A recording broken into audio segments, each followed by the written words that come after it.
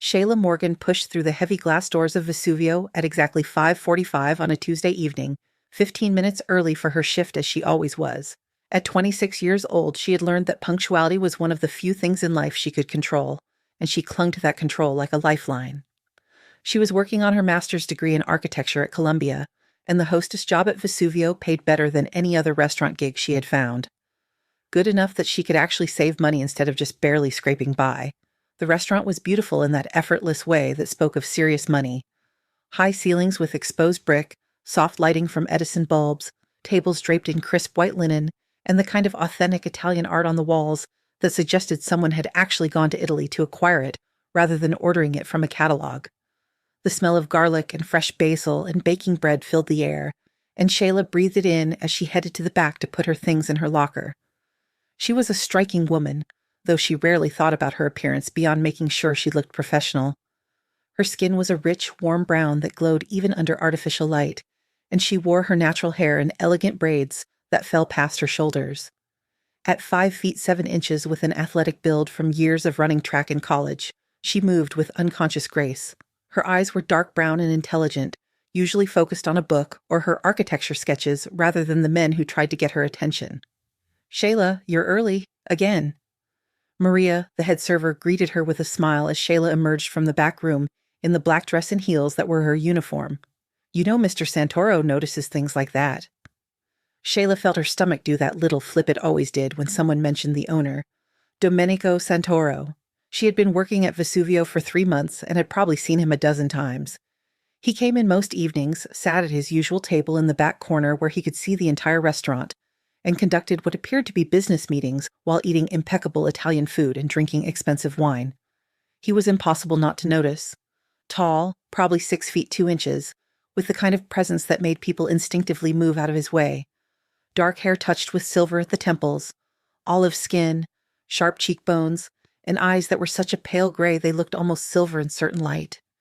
He dressed in custom suits that probably cost more than Shayla's monthly rent, and he moved with the confidence of a man who had never been told no in his life.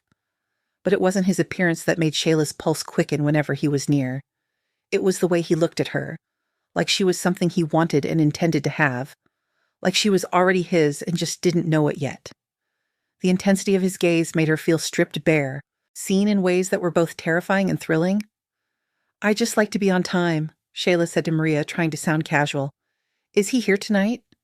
"When is he not here?" Maria laughed. "He's already at his table." "And Shayla, he asked about you earlier, wanted to know if you were working tonight." Shayla's heart skipped. "What did you tell him?" "The truth, that you're always here Tuesday through Saturday, 5:45, like clockwork." Maria gave her a knowing look. "He likes you, Chica. Everyone can see it. The way he watches you, that man is interested." "He's never even spoken to me," Shayla protested. "Not yet," Maria said, but he will. Men like Domenico Santoro, they don't rush. They watch, they wait, they learn everything about what they want, and then they take it." Shayla wanted to argue, but the hostess stand was calling and the first dinner reservations were arriving. She plastered on her professional smile and got to work, greeting guests, managing the reservation system, and trying very hard not to look at the table in the back corner where Domenico Santoro sat with 2 other men in expensive suits, discussing business in low Italian. But she could feel his eyes on her. All night, every night, those pale gray eyes followed her movements. When she walked guests to their tables, when she answered the phone, when she paused to chat with Maria about table assignments. He watched her with an intensity that should have felt creepy, but instead felt like being in the sun. Warm, enveloping, impossible to ignore. It had been like this for 3 months. Ever since her first day when she had walked in for her interview and found Domenico sitting at the bar, going over inventory with the head bartender. He had looked up when she entered and their eyes had met, and something had passed between them. Recognition, maybe. Or inevitability. Shayla had felt it like an electric shock, and from the way his eyes had narrowed with interest, he had felt it too. Since then, he had never approached her directly, never asked her out, never even spoken to her beyond a polite good evening when their paths crossed. But he watched, and Shayla found herself watching back when she thought he wouldn't notice. Found herself wondering what it would be like to be wanted by a man like that. Claimed by him. Not that she would ever act on those thoughts. Shayla had plans for her life, and those plans did not include getting involved with her boss, no matter how attractive he was or how intense the attraction between them felt. She was going to finish her master's degree, get a job at a prestigious architecture firm, and build a career she could be proud of. She was going to be successful and independent and in control of her own destiny.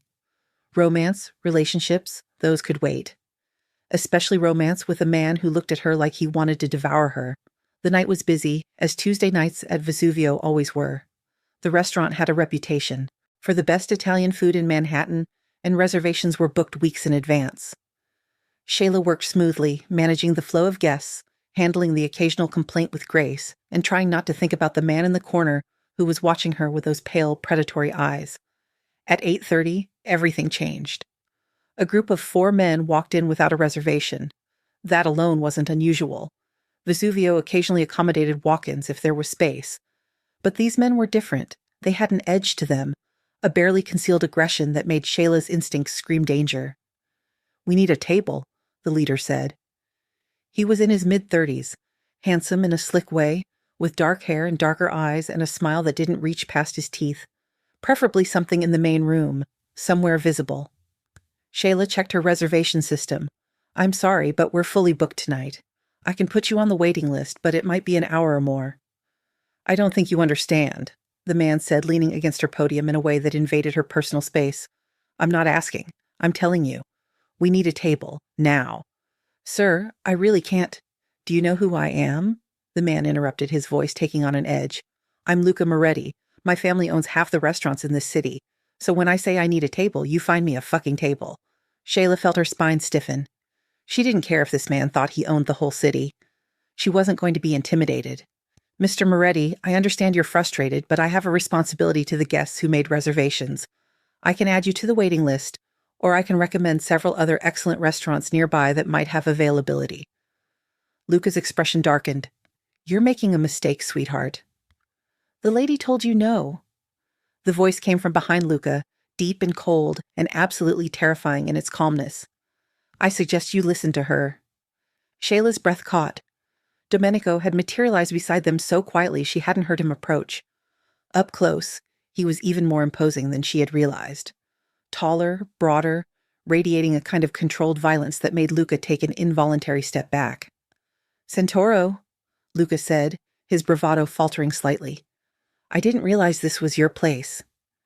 "Then you should have done your research before disrespecting my employee," Domenico said. His pale eyes flicked to Shayla, and for just a moment they softened. "Are you all right?" Shayla nodded, not trusting her voice. "Good." Domenico turned his attention back to Luca. "You and your associates are going to leave now, and you're not going to come back. This restaurant is off limits to anyone with the Moretti name. Do you understand?" "You can't ban an entire family," Luca protested. "I just did." Domenico's voice was soft, almost gentle, which somehow made it more frightening. "And if you're smart, you'll go quietly, because if I have to have my people escort you out, it won't be pleasant." Luca looked at Shayla, and there was something ugly in his expression, rage and humiliation and a promise of retribution. "This isn't over, sweetheart. You and I will see each other again." Domenico moved so fast, Shayla almost didn't see it. One moment he was standing beside her podium. The next he had Luca by the throat, pressed against the wall, his face inches from the younger man's. "Let me be very clear," Domenico said, his voice barely above a whisper but audible in the sudden silence of the restaurant. "This woman is under my protection. If you look at her again, if you speak to her again, if you so much as think about her, I will know, and I will make you regret it in ways you can't imagine. Do you understand?" Luca managed a nod, his face turning red from lack of oxygen. Domenico released him and stepped back, smoothing his suit jacket as if nothing had happened. "Get out of my restaurant." Luca and his associates left quickly, and the normal hum of conversation gradually resumed, but Shayla stood frozen at her podium, her heart pounding, her mind racing with what had just happened. Under my protection? This woman is mine. Shayla. Domenico's voice was gentle now, concerned. "Look at me." She raised her eyes to his, and the intensity she saw there took her breath away. This wasn't just attraction or interest. This was possession. Pure and absolute. "Did he hurt you?" Domenico asked. "No," Shayla managed. "He was just rude." Rude is enough. Domenico reached out and very gently tucked a braid that had come loose behind her ear. The gesture was tender, intimate, and completely inappropriate, given that they were standing in the middle of his restaurant. But Shayla couldn't bring herself to pull away. No one speaks to you like that. Not in my restaurant, not anywhere. I can handle rude customers, Shayla said, finding her voice. It's part of the job. Not anymore. Domenico's hand dropped, but his eyes held hers. From now on, if anyone makes you uncomfortable, you tell me immediately. Understood? Mr. Santoro? Domenico, he corrected, and I'm not asking, Shayla. I'm telling you, you're under my protection now. That means something. Before Shayla could respond, he was gone, walking back to his table as if the entire interaction had been perfectly normal, as if he hadn't just claimed her in front of his entire restaurant, as if he had every right to decide who could and couldn't speak to her. Shayla should have been angry, should have marched over to his table and told him she didn't need his protection, that she was perfectly capable of handling herself, that he had no right to make decisions about her life. But she didn't, because part of her, a part she didn't want to examine too closely, liked it. Liked feeling protected. Liked the way he had defended her. Liked the possessiveness in his voice when he called her mine. And that terrified her more than Luca, Moretti ever could. The rest of the shift passed in a blur. Guests came and went, Shayla managed tables and took phone calls, but her mind was elsewhere. On Domenico. On the way he had touched her hair. On the look in his eyes when he called her his. At 11 o'clock, when the last guest had left and the staff was cleaning up, Maria pulled Shayla aside. Girl, you need to be careful. What do you mean? Domenico Santoro, Maria said, her voice low. He's not just a restaurant owner. He's connected. Mafia. Everyone who works here knows it, though we don't talk about it. And the way he looks at you, the way he just claimed you in front of everyone, that's not casual interest. That's ownership. Shayla felt her stomach drop. Mafia? Are you serious? Dead serious. Maria squeezed her arm. He's not a bad man. He pays well, treats his employees fairly, and he's never asked any of us to do anything illegal. But he's dangerous, Shayla. And when men like him decide they want something, they don't let go. You need to decide if you can handle that. Because after tonight, after what happened with Luca, there's no going back. Everyone in our world knows you're his now. After the staff finished cleaning, Shayla gathered her things and prepared to leave. It was late, almost midnight, and she had a long subway ride back to her apartment in Brooklyn. She was exhausted and confused, and more than a little scared of what Maria had told her.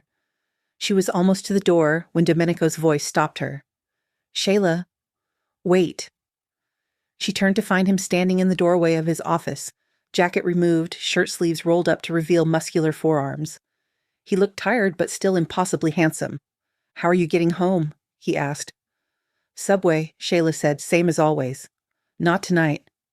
Domenico pulled out his phone. I'll have my driver take you. That's not necessary. It is to me. He finished typing something on his phone, then looked at her. After what happened with Luca, I'm not comfortable with you taking the subway this late. My driver will take you home and make sure you get inside safely. Mr. Santoro? Domenico, he corrected again.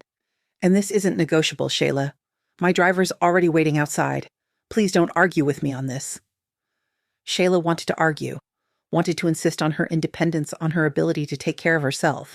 But the truth was, she was tired and a little shaken, and the idea of being driven home in a comfortable car instead of standing on a crowded subway platform at midnight was appealing. Okay, she said quietly. Thank you. Domenico's expression softened. You don't have to thank me for keeping you safe. It's my responsibility now. I didn't ask to be your responsibility, Shayla pointed out. No, Domenico agreed. You didn't. But you became it anyway. From the moment you walked into my restaurant 3 months ago, you became mine to protect.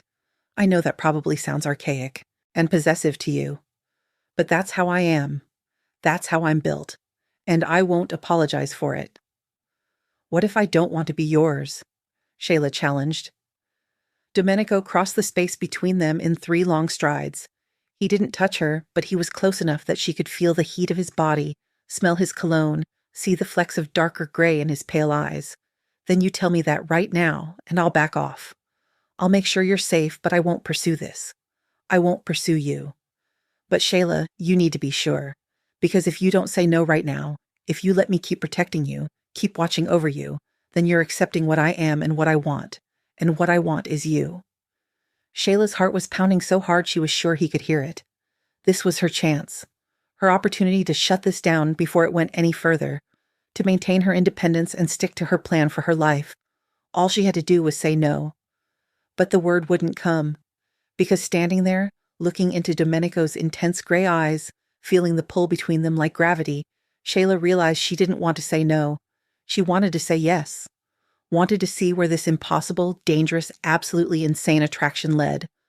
Wanted to be claimed by this man who looked at her like she was everything. I don't know what I want, she finally said, being honest. This is all happening so fast.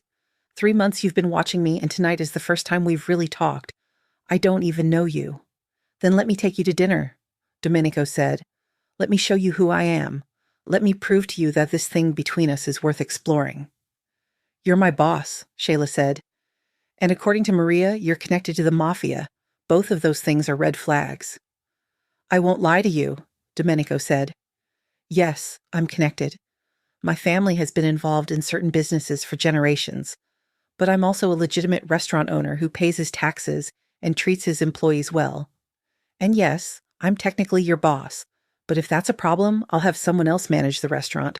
You can work here without reporting to me directly. That's not the point, Shayla said. The point is that you're dangerous. What happened tonight with Luca, that was dangerous. And I have plans for my life that don't include getting caught up in whatever your world involves. I understand, Domenico said, and I respect that. But, Shayla, danger's relative. You think you're safer without me? Luca Moretti doesn't forget perceived slights. He's going to hold a grudge about what happened tonight, and he's going to want to punish you for it. Without my protection, you're vulnerable. With it, you're untouchable. So the question isn't whether you want to be involved in my world. You already are. The question is whether you're going to let me protect you properly, or whether you're going to pretend you can handle this on your own. That's not fair, Shayla said. You can't create a situation where I need your protection and then use that to manipulate me into a relationship. You're right, Domenico said immediately. That's not fair. And I apologize. The truth is, Luca would have been a problem regardless of what I did tonight. The Morettis and my family have been at odds for years. You working at my restaurant already put you in a difficult position. What I did tonight just made it explicit. Shayla closed her eyes, trying to think clearly, but it was hard to think with Domenico standing so close, with the warmth of his body and the intensity of his presence overwhelming her senses. One dinner, she finally said, opening her eyes. You get one dinner to show me who you are and convince me this is worth the risk, but I'm not promising anything beyond that.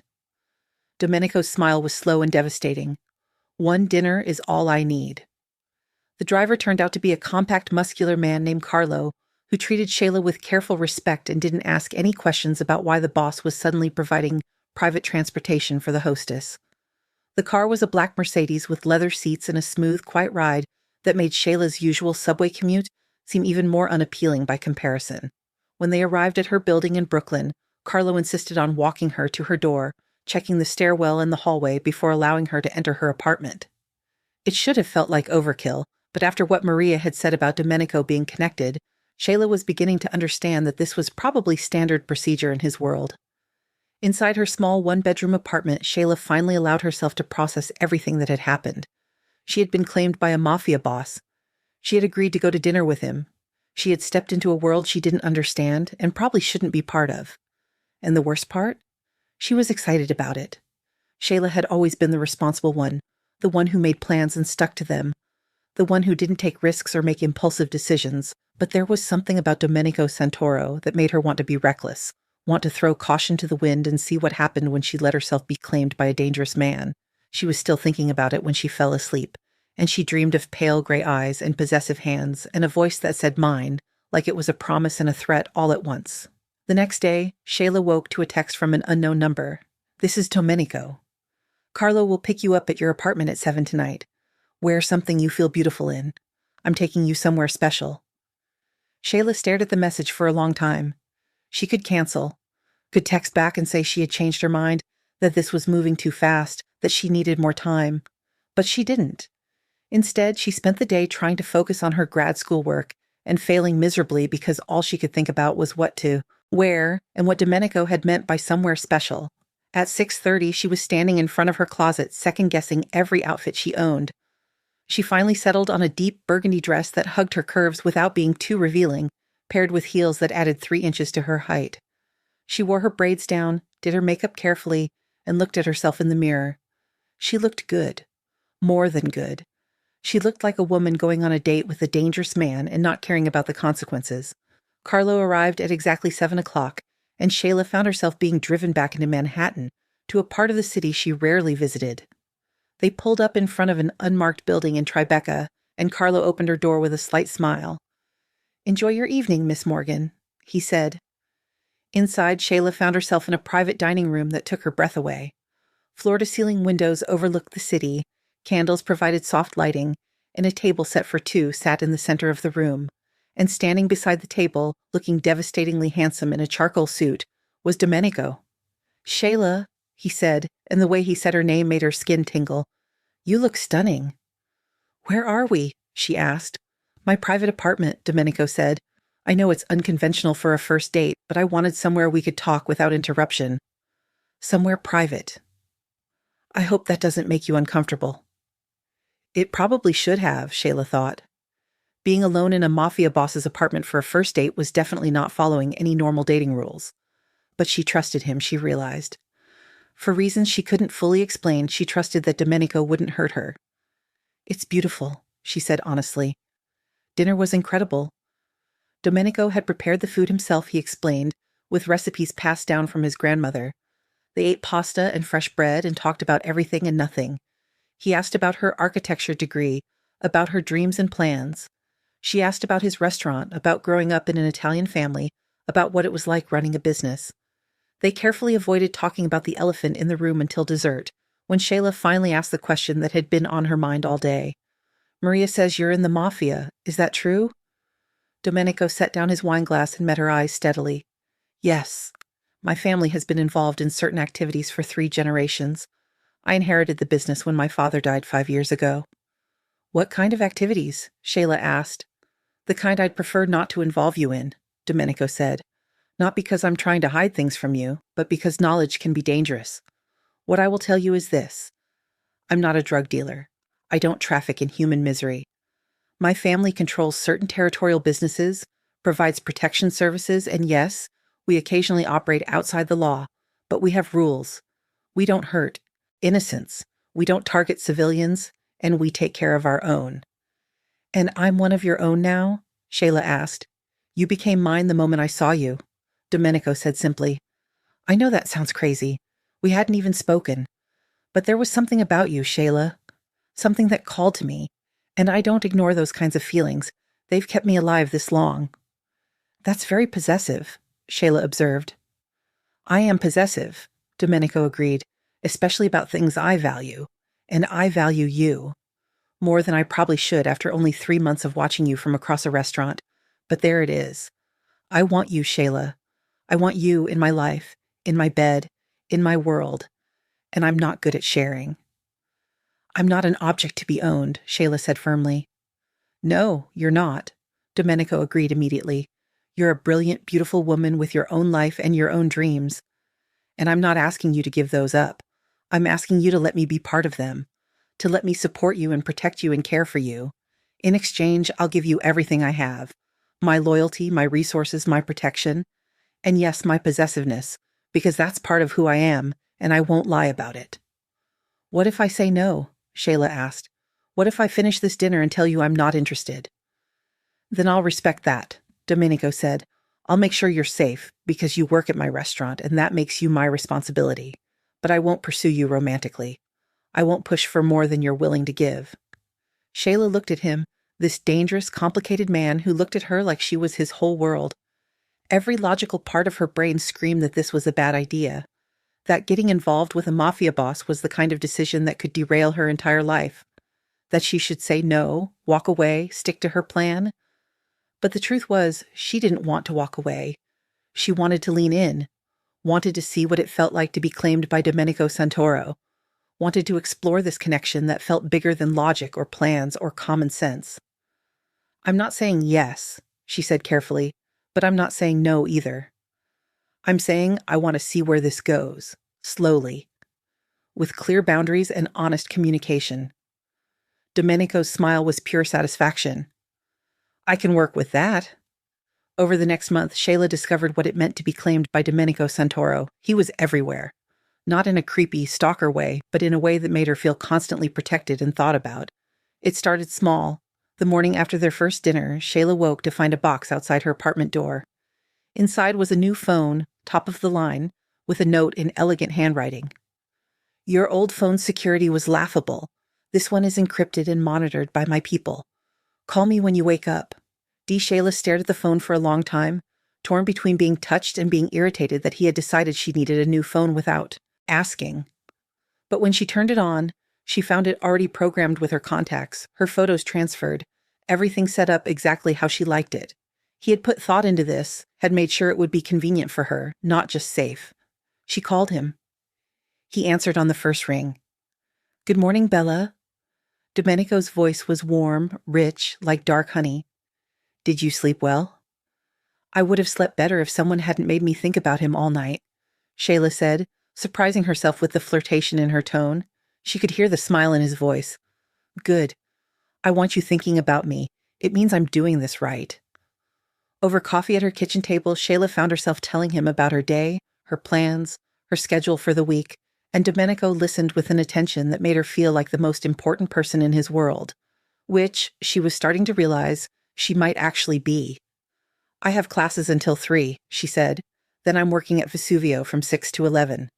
Carlo will pick you up from campus, Domenico said. It wasn't a question. Domenico, I can take the subway. You could, he agreed. But why would you when I have a car and a driver who literally has nothing else to do between noon and 5? Let me do this for you, Shayla. Let me make your life easier. It was hard to argue with that logic. And the truth was, the subway from Columbia to Vesuvio was long and crowded, and the idea of being driven in comfort was appealing. Okay, she said, but just to work and back, I still need to maintain some independence. Of course, Domenico said smoothly, though I reserve the right to offer rides whenever I think you might enjoy them. That set the pattern for the next weeks. Carlo became a constant presence in Shayla's life, appearing at campus at Vesuvio, sometimes just waiting outside her apartment building in case she needed anything. At first it felt suffocating, but Shayla gradually realized that Carlo wasn't reporting her movements to Domenico or trying to control where she went. He was just there, a quiet guardian making sure she was safe. Domenico sent flowers, not just once, but regularly, always thoughtful, always beautiful. Sunflowers because she had mentioned loving them, orchids because they were elegant and strong like her, roses in deep burgundy to match the dress she had worn to their first dinner, and the notes. God, the notes. Domenico wrote to her almost daily short messages that were both romantic and possessive in equal measure. Thought about you during my meeting today. Couldn't focus. This is your fault. D. Saw a woman wearing braids at a cafe and spent 5 minutes staring because I thought it was you. It wasn't. Disappointed doesn't cover it. D. You looked beautiful at work tonight. I wanted to kiss you in front of everyone. Soon. D. He took her to dinner twice a week, always somewhere private where they could talk without interruption. Sometimes his apartment above Vesuvio. Sometimes a private dining room at one of his other restaurants. Once, to his actual home, a brownstone in the West Village that was elegantly furnished and filled with art that Shayla suspected was worth more than her annual tuition. They talked about everything. Shayla told him about growing up in Atlanta, about her mother who had worked 2 jobs to put her through school, about her dreams of designing buildings that would change skylines. Domenico told her about his childhood in Little Italy, about his grandmother who had taught him to cook, about the weight of inheriting a family business that involved both legitimate restaurants and less legitimate operations. Do you ever wish you could just run the restaurants? Shayla asked one night over homemade tiramisu in his dining room. Without all the other stuff? Domenico considered the question seriously. Sometimes. But the restaurant business in this city, the real restaurant business, you can't separate it from the other operations. Territory, protection, supply chains, they're all connected. My family has been part of this world for 3 generations. I can't just walk away from that legacy, even if I wanted to. Do you want to? Shayla pressed. I want a lot of things, Domenico said, his pale eyes intent on hers. I want my restaurants to be successful. I want my family to be respected. I want to protect the people who depend on me. And I want you, Shayla. More than any of those other things, I want you." He was patient, maddeningly patient. He held her hand when they walked but didn't push for more. He kissed her goodbye after their dates, but they were gentle kisses that left her wanting more instead of feeling pressured. He let her set the pace, let her get comfortable with his world and his presence in her life. But he was also unquestionably possessive. Shayla saw it in action one night at Vesuvio, when a regular customer, a Wall Street type who came in every Friday, tried to flirt with her at the hostess stand. "You know," the man said, leaning against her podium, "I've been coming here for months, and I still don't know your name." "That's because I don't give it to customers," Shayla said politely but firmly. "Now, would you like your usual table?" "I'd like a lot of things," the man said with a smile that probably worked on other women. "Starting with your phone number." "I'm flattered, but I'm seeing someone," Shayla said. "He doesn't have to know," the man said, reaching for her hand. He never made contact. Domenico appeared between them so fast Shayla almost didn't see him move, his hand wrapped around the customer's wrist in a grip that made the other man wince. "The lady said no," Domenico said, his voice pleasant but his eyes glacial. "And just so we're clear, she's mine, which means you apologize for making her uncomfortable and then you leave, and you don't come back." "I'm a regular customer," the man protested. "I spend, thousands here." "And I have thousands of other customers," Domenico said. "But I only have one Shayla, so the math is pretty simple. Apologize and leave, or my people will help you leave. Your choice." The man apologized hurriedly and left. Shayla watched him go, then looked at Domenico. "You didn't have to ban him. He was just being pushy." "He made you uncomfortable," Domenico said simply. "That's enough. You don't have to tolerate men being pushy or inappropriate or anything else you don't want. Not in my restaurant, not anywhere." "What if I want to handle my own problems?" Shayla challenged. "Then you handle them," Domenico said. "And I'll watch and make sure it doesn't escalate. But Shayla, you're mine to protect. That's not negotiable. I don't care if it's a pushy customer or a rival family or the mayor of New York. No one makes you uncomfortable without answering to me." Shayla should have been annoyed by his high-handedness. Should have told him she didn't need a guard dog. But the truth was, she liked it. Liked feeling claimed. Liked the security that came with having the most dangerous man in the room declare that she was under his protection. And Shayla found that she liked it. Liked feeling claimed. Liked the security that came with having the most dangerous man in the room declare that she was under his protection. It was addicting. Being wanted that intensely. She saw it in other ways too. The way Domenico's eyes tracked her movements whenever she was in Vesuvio, like he couldn't help watching her. The way he positioned himself between her and the door whenever they were together, an unconscious protective gesture. The way he touched her, always gentle but unmistakably possessive. A hand on the small of her back, fingers threading through hers, an arm around her waist that said mine to everyone watching. Shayla started noticing things too, like how Domenico's legitimate businesses, the restaurants and the catering company, were run with the same attention to detail and strategic thinking that he probably applied to his less legitimate operations. He was brilliant at what he did, she realized. He could read people, anticipate problems, turn obstacles into advantages. She watched him one night at Vesuvio, managing a crisis when the head chef called in sick 30 minutes before the dinner rush. Domenico had stepped into the kitchen himself, organized the sous chefs, and personally cooked for the evening while simultaneously handling phone calls about shipments and territory disputes. He moved between both worlds seamlessly, the legitimate businessman and the Mafia boss, and he was equally competent in both roles. "You're staring," Maria said, appearing at Shayla's elbow with a knowing smile. "I'm observing," Shayla corrected. "You're falling," Maria said. "I can see it. You look at him the way he looks at you, like you're both starving, and the other person is the only food that matters." Was she falling? Shayla wondered. Or had she already fallen? Because the truth was, she thought about Domenico constantly, looked forward to his texts, his calls, his visits. Felt bereft when she wasn't near him. That was more than attraction, more than infatuation. That was something deeper and more dangerous, but she couldn't bring herself to pull back. Couldn't bring herself to protect her heart when being with Domenico felt so right. They hadn't slept together yet. Hadn't even come close. Though the sexual tension between them was thick enough to cut with a knife, Domenico was clearly waiting for her to make that move, to signal that she was ready. And Shayla appreciated that. Appreciated that despite his possessiveness, despite his claim on her, he was letting her maintain control over this one crucial aspect of their relationship, until she didn't want control anymore. It was 3 weeks after their first dinner. Domenico had taken her to a gallery opening in Soho, an exhibit by an Italian photographer whose work focused on architecture and decay. It was exactly the kind of thing Shayla loved, and the fact that Domenico had remembered her mentioning an interest in architectural photography made her heart squeeze. They walked through the gallery hand in hand, and Shayla talked about composition and light and the way the photographer captured the beauty in abandoned spaces. And Domenico listened with genuine interest, asking questions, pointing out details she had missed, showing her that he didn't just tolerate her passions but shared them. Afterward, they walked through the neighborhood, the autumn air crisp and cool. They stopped for gelato at a tiny shop Domenico knew, and he fed her bites of pistachio while she fed him chocolate. It was intimate and sweet and absolutely perfect. "Come home with me," Domenico said as they walked back to where Carlo waited with the car. It wasn't a demand. It was an invitation, an offer.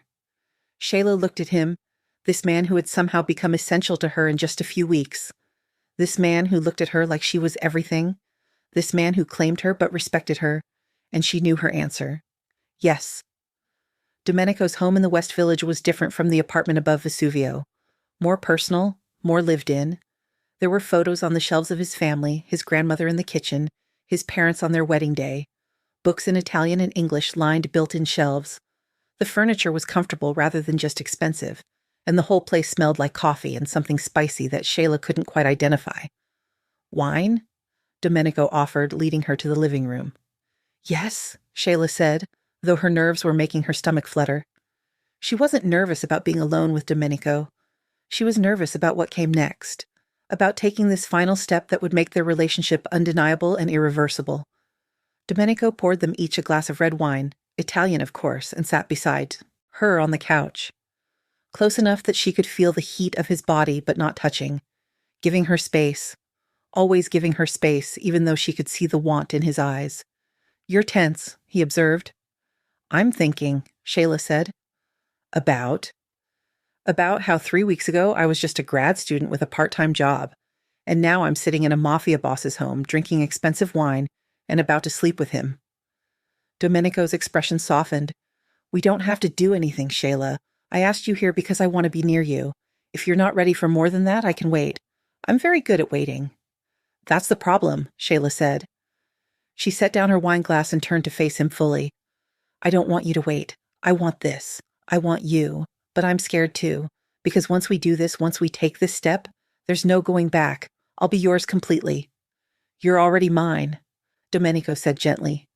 He reached up and cupped her face in his hand, his thumb stroking her cheekbone. "This won't change that. It will just make it more obvious to both of us." "What if I'm not what you expect?" Shayla asked, voicing her deepest fear. "What if the reality doesn't live up to what you've built up in your head?" Domenico laughed, and the sound was warm and genuine. "Shayla, I've been imagining you in my bed since the first time I saw you. The reality is going to exceed anything I've imagined because it's real. Because it's you, because you're mine and I'm yours and nothing else matters." Then he kissed her, and it wasn't gentle this time. It was demanding and passionate and full of all the want he had been holding back for weeks. Shayla kissed him back with equal intensity, her hands threading through his hair, pulling him closer. They undressed each other slowly, exploring newly revealed skin with hands and mouths, learning what made the other gasp and shiver. Domenico was reverent and demanding all at once, treating Shayla's body like something precious that he nonetheless intended to thoroughly possess. When he finally moved over her, braced on his forearms, his eyes locked on hers, he paused. "I need you to understand something, Shayla. This is not casual for me. This is not just physical. When I claim you like this, I am claiming all of you. Your present, your future, every part of you becomes mine." "And what about you?" Shayla asked, her hands sliding up his back, feeling the muscles tense under her touch. "Do I get to claim you too?" Domenico's smile was fierce. "You already have, Bella. From the moment I saw you, you have owned me completely. I have just been waiting for you to realize it." "Then take me," Shayla breathed. "Make me yours." Afterward, they lay tangled together in Domenico's bed, Shayla's head on his chest, his fingers trailing through her braids. The city lights glittered beyond the windows, and Shayla felt more at peace than she had in years. "No regrets?" Domenico asked quietly. "None," Shayla replied, surprising herself with the certainty in her voice.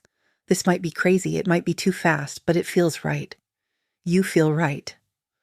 Domenico pressed a kiss to the top of her head. "You are mine now, Shayla Morgan. For better or worse, you are mine, and I protect what is mine with everything I have." "I know," Shayla said, "and that should probably terrify me, but it doesn't. It makes me feel safe." "Good." Domenico's arms tightened around her. "Because I fully intend to keep you safe for the rest of your life." They fell asleep like that, wrapped around each other, and Shayla dreamed of futures that had once seemed impossible but now felt inevitable. The next morning, Shayla woke to find Domenico already awake, propped on one elbow, watching her with an expression that was soft and possessive and completely devastating. "Good morning," she said, suddenly shy. "Good morning, Bella." Domenico leaned down to kiss her, slow and sweet. "How do you feel?" "Happy," Shayla admitted. "Nervous, overwhelmed, but mostly happy." "Good." Domenico's thumb stroked her cheekbone. "Because we need to talk about what happens next." "What do you mean?" Domenico sat up and Shayla missed the warmth of his body immediately. "Now that we are together, officially, there will be expectations. From my world. From people who see you as a weakness they can exploit. I need you to be prepared for that." Shayla sat up too, pulling the sheet around her. "What kind of expectations?" "Security for one," Domenico said. "I can't have you taking the subway alone anymore or walking around the city without protection. It's too dangerous." "Domenico, I can't live like that. I need some independence." "I'm not asking you to give up your independence," Domenico said. "I'm asking you to be smart about your safety. Carlo will continue driving you places, and I'm going to assign a bodyguard to shadow you when you're out in the city." "A bodyguard," Shayla repeated. "You want me to have a bodyguard?" "I need you to have a bodyguard," Domenico corrected. "Shayla, you're important to me. That makes you valuable to my enemies.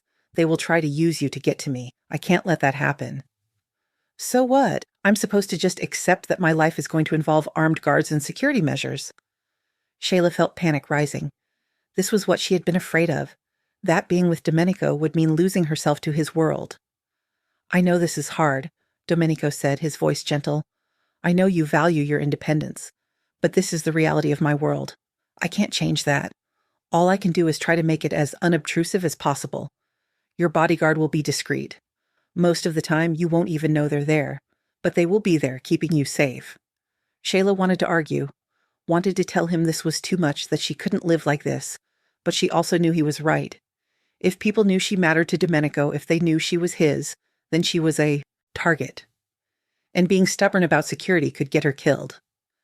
"Okay," she said finally, "but I get to meet this bodyguard. And if I don't feel comfortable with them, you find someone else." "Deal," Domenico said immediately. He pulled her into his arms. "I know this is a lot. I know I'm asking you to adjust your entire life to accommodate my world. But Shayla, I promise you, I will do everything in my power to make this work. To keep you safe while also letting you live your life. To be your partner, not your jailer." Shayla leaned into his embrace, letting his warmth and strength comfort her. She had made her choice. Now she had to live with the consequences. Over the next 2 weeks, Shayla adjusted to her new reality. Her bodyguard turned out to be a compact, muscular woman named Elena, who had trained with the Italian military and could kill someone with her bare hands, but who also loved architecture and spent Shayla's class time reading books about urban design. Elena was professional but friendly, and she kept enough distance that Shayla didn't feel suffocated. Carlo continued to drive her everywhere, but now it was less about convenience and more about security. He varied his routes, checked for tails, and had a loaded weapon in the car at all times. Shayla tried not to think about that last part too much. Domenico introduced her to more of his world. His consigliere, a sharp-eyed man named Roberto who reminded Shayla of her favorite professor at Columbia. His lieutenant, a scarred veteran named Franco who looked terrifying, but treated Shayla with old-world courtesy. Various cousins and associates who ran different parts of the family's operations. They all treated her with respect, not just because she was Domenico's, though that was part of it, but because Domenico had made it clear that Shayla was to be respected as a person in her own right. She wasn't just an ornament or a weakness. She was his partner. And Shayla found that she liked these people, liked their loyalty to Domenico and to each other, liked the way they operated with a code of honor that was different from the legal code but no less rigid, liked being part of a family, even if it was a crime family.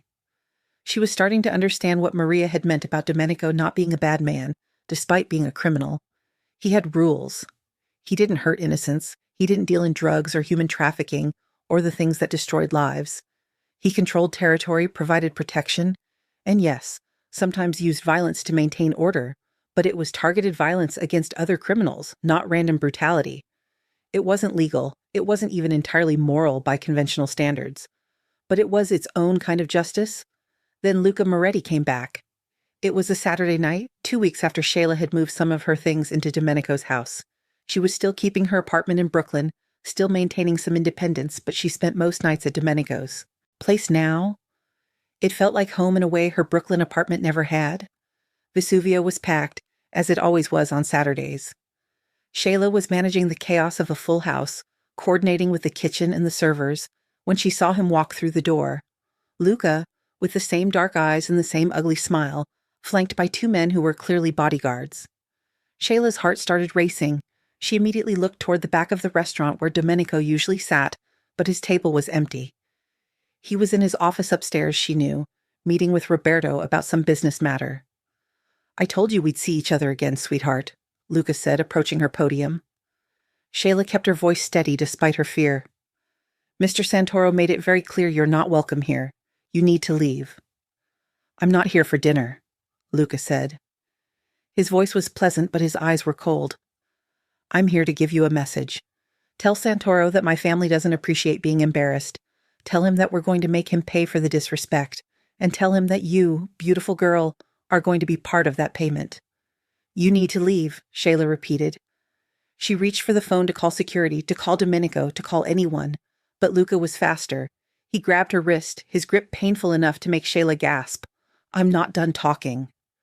What happened next happened so fast, Shayla barely processed it.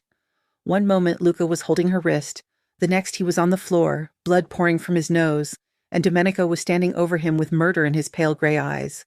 Shayla hadn't even seen him come down from his office, hadn't heard him approach, but he was there, and he was absolutely terrifying in his rage.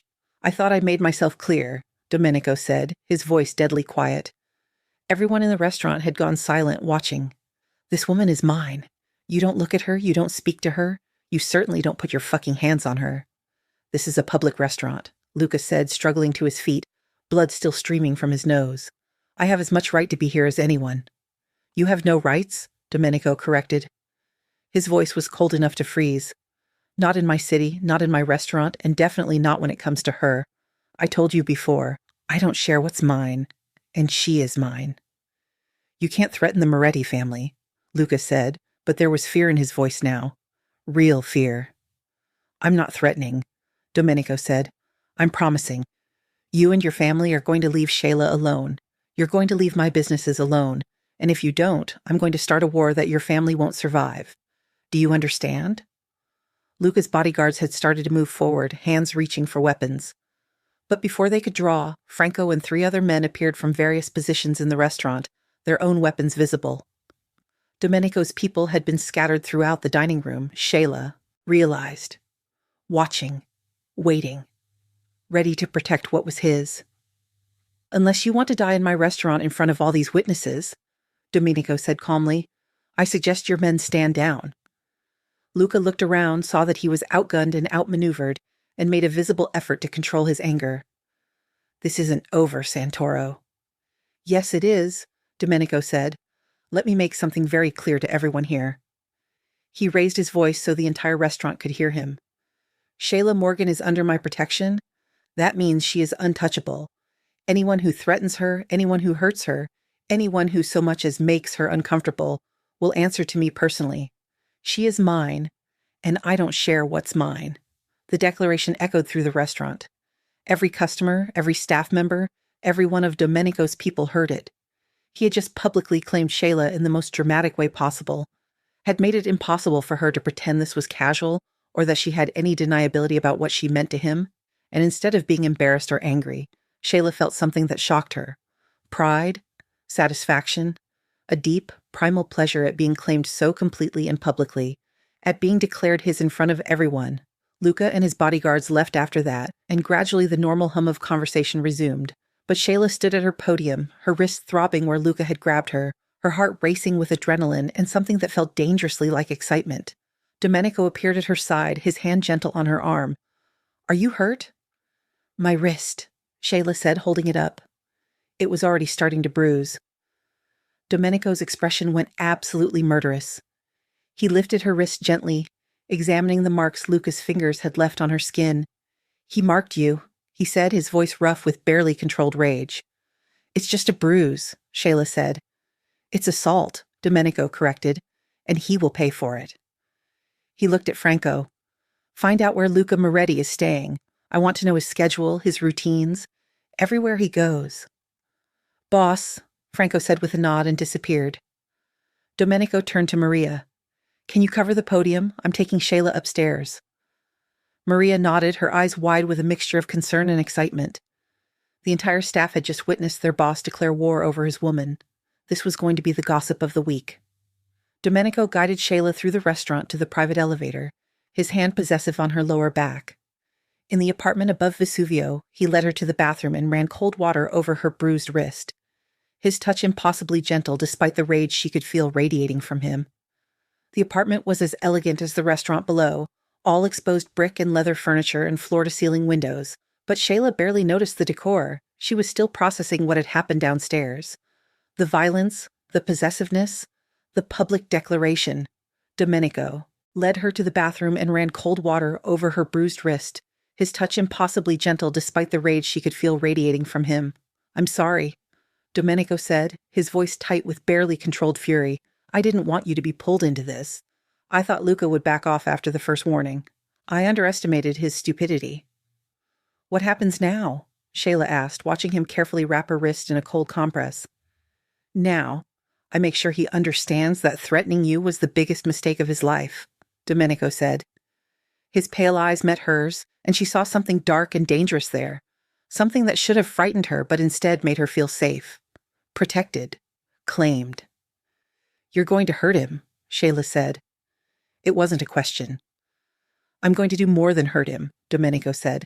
"I'm going to make an example of him, so that everyone in this city understands what happens when someone threatens what's mine." "Domenico," Shayla started, not sure what she wanted to say. Part of her was horrified by the casual way he discussed violence. Part of her was grimly satisfied that Luca would face consequences for putting his hands on her. "Shayla, look at me," Domenico commanded gently. When she met his eyes, he cupped her face in his hands. "You need to understand something. This is my world. This is what it means to be mine. Protection, yes. But also retaliation when someone crosses lines. Also me being willing to start a war to keep you safe. I need you to decide if you can handle this. Because what happened downstairs, that's going to have consequences. And those consequences might be violent." Shayla thought about it. Really thought about it. Could she be with a man who solved problems with violence? Could she accept that the person who loved her and protected her was also capable of terrible things? The answer, she realized, was yes. Because Domenico's violence wasn't random or cruel, it was targeted and purposeful, aimed at people who had made themselves his enemies. And Luca Moretti had made himself an enemy the moment he grabbed her wrist. "I can handle it," she said quietly. "I don't like it. I don't think I'll ever like knowing that people might get hurt because of me. But I understand it, and I trust you to do what needs to be done." Domenico's expression softened. "You're remarkable, you know that. Most women would have run screaming after what just happened." "I'm not most women," Shayla said. "No, you're not," Domenico agreed. He leaned down and kissed her, gentle and claiming at once. "You're mine, and I'm going to make sure everyone in this city knows it." Over the next few days, Shayla learned what it meant when a mafia boss decided to make an example of someone. She didn't see the violence directly. Domenico was careful to keep that part of his world separate from her, but she heard whispers from the staff at Vesuvio, saw the respect and fear in people's eyes when they looked at her. Understood that something had happened to Luca Moretti, something bad enough that the entire Moretti family had backed down. Roberto came to Domenico's house 3 days after the incident, and Shayla overheard part of their conversation from the kitchen, where she was making coffee. "The Morettis have agreed to your terms," Roberto said. "They'll stay out of your territory and they won't come near the girl. Luca has been educated about the consequences of touching what belongs to you." "Good," Domenico said. "And what about the other families? Have they understood the message?" "Loud and clear," Roberto said. "You made it very clear that anyone who targets Shayla Morgan will face your full retaliation. I don't think anyone is stupid enough to test you on that." Shayla walked into the room carrying 2 cups of coffee. Both men went silent, but she met Domenico's eyes steadily. "I heard enough. Is Luca dead?" "No," Domenico said. "But he won't be putting his hands on anyone for a while. Both his wrists are broken, a reminder of what happens when you grab something that doesn't belong to you." Shayla should have been horrified, should have been repulsed by the calculated cruelty of that punishment, but all she felt was a grim satisfaction. Luca had hurt her, had threatened her, had grabbed her hard enough to leave bruises, and now he understood what that cost. "Good," she said, surprising herself. "He deserved it." Roberto's eyebrows rose and Domenico smiled. "You see, Roberto? I told you she was perfect for me." After Roberto left, Domenico pulled Shayla into his arms. "Thank you," he said quietly. "For what?" "For not running. For not being horrified by what I am and what I do. For understanding that sometimes violence is necessary to protect what matters. I'm not saying I like it," Shayla said, "but I understand it. And I trust you to know when it's necessary and when it's not." "I will never be unnecessarily violent," Domenico promised. "I don't hurt people for pleasure or sport. Only to protect what's mine and to send messages that need to be sent. Can you live with that?" "I think I can," Shayla said. "As long as you can live with me asking questions and pushing back when I think you're going too far." "I wouldn't want it any other way," Domenico said. "You're not just mine, Shayla. You're my partner, my equal, and that means you get to challenge me and check me and make sure I don't become the kind of monster I've spent my life trying not to be."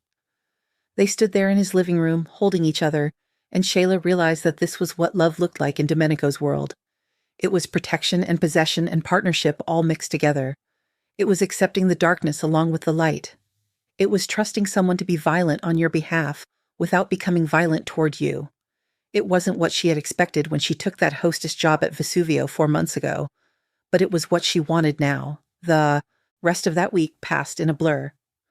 Shayla finished her final projects for her graduate classes, preparing for graduation in 2 weeks. Domenico threw himself into work at his various businesses, expanding his legitimate operations while managing the fallout from his confrontation with the Morettis. But every night they came home to each other, talked about their days, made love, fell asleep tangled together, and gradually Shayla began to understand what it meant to build a life with someone from a completely different world. She met more of Domenico's family, his Aunt Sophia, who ran the family's catering business and immediately adopted Shayla as a surrogate daughter, his cousin Matteo, who managed security for all the restaurants and treated Shayla with the kind of protective affection usually reserved for family, various nieces and nephews who were delighted to have someone new to charm. And through it all, Domenico watched over her, possessive and proud, making sure she was safe, comfortable, happy, never letting her forget that she was his, but also making sure she knew she could be herself within that claiming. Shayla's graduation day arrived on a perfect spring Saturday. She walked across the stage to receive her master's degree in architecture, and when she looked out into the audience, she saw Domenico sitting in the front row, flanked by Carlo and Elena and at least a dozen other members of his organization. They all stood and applauded when she received her diploma, and the pride on Domenico's face made Shayla's heart squeeze. Afterward, there was a celebration at Vesuvio. Domenico had closed the restaurant for a private party, and all of Shayla's classmates and professors were there, along with Domenico's family and associates. The two worlds mixing in a way that should have been awkward but somehow worked perfectly. Shayla's favorite professor, Dr. Williams, an elderly black man who had been her mentor throughout grad school, pulled her aside during the party. "So this is the mysterious boyfriend you've been keeping secret," he said, nodding toward where Domenico stood talking with Roberto. "That's him," Shayla admitted. "He's not what I expected," Dr. Williams said. "When you mentioned you were dating your boss, I pictured someone completely different. This man, he's intense, powerful, and unless I'm very much mistaken, he's connected." Shayla didn't insult Dr. Williams's intelligence by pretending she didn't understand. He is. And you're okay with that? I am, Shayla said. I know how it looks. I know what people will think. But Domenico, he's good to me. He supports my dreams, respects my work, and loves me in a way I've never been loved before. The other stuff, his world, it's complicated. But I've made my peace with it. Dr. Williams studied her for a long moment. Then he smiled. You know what? I believe you. And I think you're going to be just fine, Shayla. You're smart enough to navigate his, world without losing yourself. And he's clearly smart enough to value that about you. The party lasted until late, and when everyone finally left, Shayla and Domenico stood on the empty restaurant floor, surrounded by the detritus of celebration. Thank you, Shayla said, wrapping her arms around Domenico's waist. For all of this. For celebrating my achievement. For bringing our worlds together. It's your achievement to celebrate, Domenico said. I'm just honored to be part of it. And Shayla, I have something for you. He pulled a small velvet box from his pocket, and Shayla's breath caught. It was too soon for that, wasn't it? They had only been together for 4 months, only known each other for 7. This was moving too fast, but when Domenico opened the box, it wasn't an engagement ring. It was a key. This is the key to the brownstone, Domenico said. My home. I want it to be your home too. Officially. I want you to move in with me, Shayla. Bring all your things. Make it ours instead of just mine. Shayla looked at the key, then at Domenico's face. He was nervous, she realized. Actually nervous about her answer. This powerful, dangerous man was worried she might say no. Yes, she said without hesitation. Yes, I'll move in with you. Yes, I want to make it ours. Domenico's smile was brilliant. He picked her up and spun her around, laughing with pure joy. And Shayla laughed with him, giddy and happy and absolutely certain that she had made the right choice.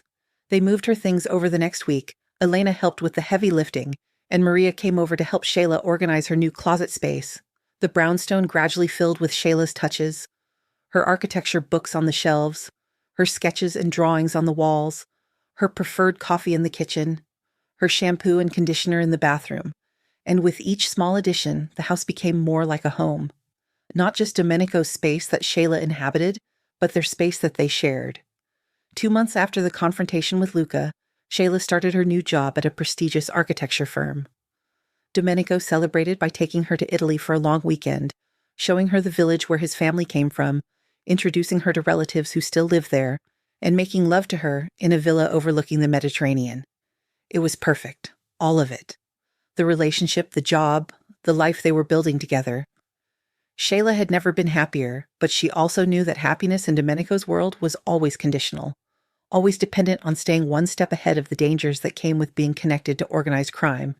And 3 months after Shayla moved in, those dangers came calling in a way neither of them expected. It was a Thursday afternoon. Shayla was at work reviewing plans for a new residential development in Brooklyn when her phone rang. Not her regular phone, but the encrypted one Domenico had given her that was only supposed to be used for emergencies. Bella, Domenico's voice was tense. I need you to listen carefully and do exactly what I say. There's a situation developing, and you might be in danger. Elena is on her way to your office now. She's going to take you to a safe location. What kind of situation? Shayla asked, her heart starting to race. One of the other families, the Russos, they're trying to move into my territory, and they've decided that the best way to make me back down is to threaten you. Roberto just intercepted communications suggesting they're planning to grab you. It might be nothing, but I'm not taking any chances. So Elena is going to get you, and you're going to stay at a secure location until I've handled this. Domenico, no arguments, Shayla, please. I need to know you're safe so I can focus on dealing with this threat. Can you do that for me? Shayla wanted to protest, wanted to insist she could take care of herself, but she also understood that being stubborn about security could get her killed. And more than that, she understood that Domenico needed to know she was protected so he could do what needed to be done without worrying about her. Okay, she said, I'll go with Elena. Thank you, Domenico said, and she could hear the relief in his voice. I love you, Bella, and I will come for you as soon as this is resolved. I promise. I love you too, Shayla said. Be safe. Elena arrived 10 minutes later, and Shayla found herself being whisked out of her office and into a black SUV with bulletproof glass and armed security. They drove for over an hour, leaving the city, heading into Connecticut, finally arriving at a compound that looked like a luxury estate from the outside, but was clearly designed for security. Inside, Shayla found Domenico's Aunt Sophia and several other family members who had also been moved to safety. They welcomed her warmly, but the tension in the air was palpable. Everyone knew something dangerous was happening. It was 2 days before Domenico came for her. 2 days of waiting and worrying and trying not to think about what might be happening back in New York. 2 days of Sophia telling her stories about Domenico as a child, about the family, about what it meant to love a man in their world. "He's like his grandfather," Sophia said one evening as they sat in the compound's living room. "Strong and protective and absolutely devoted to the people he loves, but also ruthless when he needs to be. You have to accept both sides of him, Shayla. The gentle lover and the dangerous boss. They're both who he is." "I know," Shayla said. "I've made my peace with that." "Good," Sophia said, "because he loves you more than I've ever seen him love anyone, and that means he'll do terrible things to keep you safe. You need to be able to live with that." When Domenico finally arrived, exhausted and worn but unharmed, Shayla flew into his arms with relief. "It's over?" she asked. "It's over." Domenico confirmed. "The Russos have backed down. There was a confrontation, but it's been resolved." "Anyone hurt?" "No one who didn't deserve it," Domenico said grimly. "But it's done. You can come home now." On the drive back to New York, with Shayla tucked against Domenico's side, she asked the question that had been on her mind for 2 days. "Will it always be like this? Threats and security and me being moved to safe houses?" "I hope not," Domenico said honestly. "My goal is to transition more of our operations toward legitimate business, to make the family less dependent on the kinds of activities that create these conflicts. But that takes time. Years, probably. Until then, yes, there will be times when you need to be protected, times when my world creates danger for you. Can you live with that?" Shayla thought about it, thought about the life she had built with Domenico, the happiness, the partnership, the love, and she realized that yes, she could live with the occasional danger, because the alternative was living without him, and that was unthinkable. "I can live with it," she said, "as long as I know you're doing everything you can to make our world safer." "I am," Domenico promised. "For you, Shayla, I'll do anything. Even change the world my family has operated in for 3 generations. 6 months later, Shayla Morgan, or Shayla Santoro, as she was now known after a quiet wedding at Domenico's grandmother's village in Italy, stood in the apartment she shared with Domenico and looked out over the city. She had finished her first major project at the architecture firm, a community center in Brooklyn that was getting national attention for its innovative design. Domenico's restaurants were thriving, and he was gradually shifting more of the family's operations toward legitimate business, and she was happier than she had ever been. Being claimed by Domenico hadn't meant giving up her independence or her dreams. It had meant having a partner who supported those dreams, who used his resources to help her succeed, who was proud of her accomplishments. Yes, his world was dangerous. Yes, there were times when his possessiveness chafed, but there were also times when she felt so completely loved and protected that nothing else mattered. Domenico came up behind her, wrapping his arms around her waist and pulling her back against his chest. "What are you thinking about?" "About how my life changed the night Luca Moretti walked into Vesuvio," Shayla said. "Regrets?" Domenico asked, though his tone suggested he already knew the answer. "Not even one," Shayla said, turning in his arms to face him. "Well, maybe one. I regret not letting you claim me sooner. Wasted time." Domenico smiled and kissed her slow and deep. "We have all the time in the world now, amore. You're mine, and I don't share what's mine." "Good," Shayla said, "because I don't share what's mine either, and you, Domenico Santoro, are mine." They stood there together, looking out over the city, 2 people from different worlds who had found each other and built something beautiful, something that was theirs, completely and absolutely, something worth fighting for. She had graduated with her master's degree in architecture and had started working at a prestigious firm that, not coincidentally, did a lot of work for Domenico's various businesses. She still worked part-time at Vesuvio, though now she managed the business side rather than working the hostess stand, and she was happier than she had ever been. Being claimed by Domenico hadn't meant giving up her independence or her dreams. It had meant having a partner who supported those dreams, who used his resources to help her succeed, who was proud of her accomplishments. Yes, His world was dangerous. Yes, there were times when his possessiveness chafed, but there were also times when she felt so completely loved and protected that nothing else mattered. Domenico came up behind her, wrapping his arms around her waist and pulling her back against his chest. "What are you thinking about?"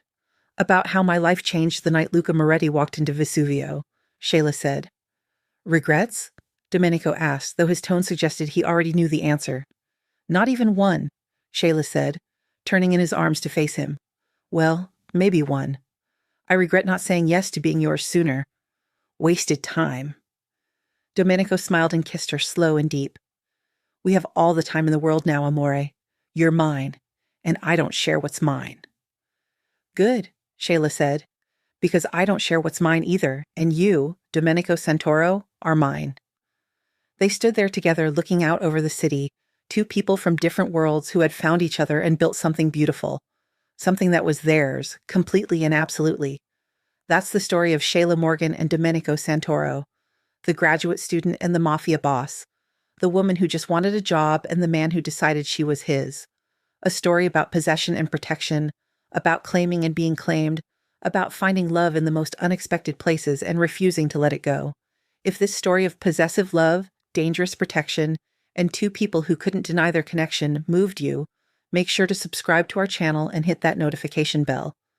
We share new stories every week about people who discovered that sometimes the most dangerous relationships are the most rewarding, that being claimed by the right person feels like coming home, and that love doesn't follow rules or logic. Drop a comment and tell us what you thought of Shayla and Domenico's story. Have you ever been claimed by someone? Would you have said yes to Domenico's protection? We'd love to hear your perspective. Remember, sometimes the person who claims you is exactly who you need, and sometimes being possessed is the same thing as being loved. Thanks for listening, and we'll see you in the next story.